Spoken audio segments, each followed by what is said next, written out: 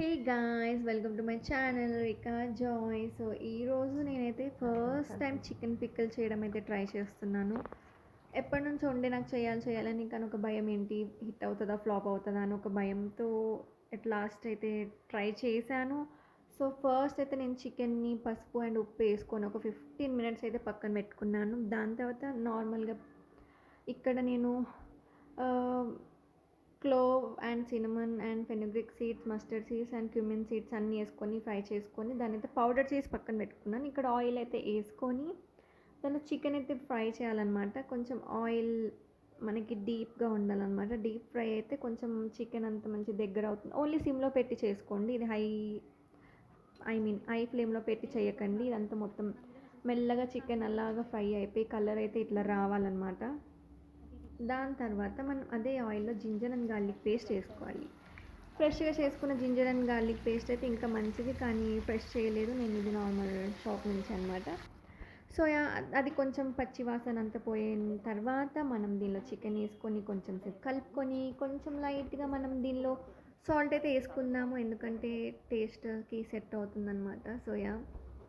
దాని తర్వాత దీనిలో ఒక 2 స్పూన్స్ కారం అయితే కొంచెం ఎక్కువనే వేసుకోండి, ఎందుకంటే కొంచెం పిక్కలు కదా, కొంచెం ఎక్కువ ఉంటే బాగుంటుంది. అండ్ దెన్ ఇక్కడ మనం ఆ పౌడర్ మొత్తం యాడ్ చేసేసుకున్నాము.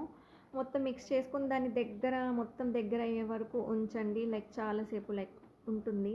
అది వీడియో తీయడం మర్చిపోయాను అన్నమాట.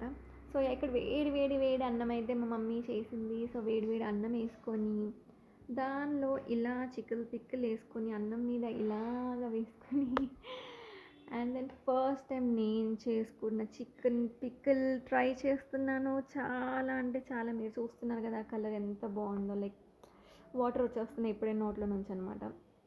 సో మీరు కూడా ట్రై చేయండి. చాలా అంటే చాలా బాగుంది.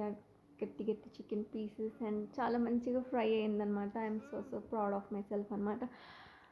సో ట్రై చేయడం అయితే మర్చిపోకండి. చాలా ఈజీ ప్రాసెస్. అయితే నేను కూడా ముందు చాలా పెద్ద ప్రాసెస్ ఎట్లా చేయాలి ఏందో అనుకున్నా, బట్ ఇట్స్ వెరీ ఈజీ అన్నమాట. ట్రై అయితే చేయండి, మర్చిపోకండి. ఇంకా నా వీడియోస్ ఇలాగే చూసి సబ్స్క్రైబ్ చేసుకోండి, సపోర్ట్ చేయండి. Like, share, subscribe to my channel.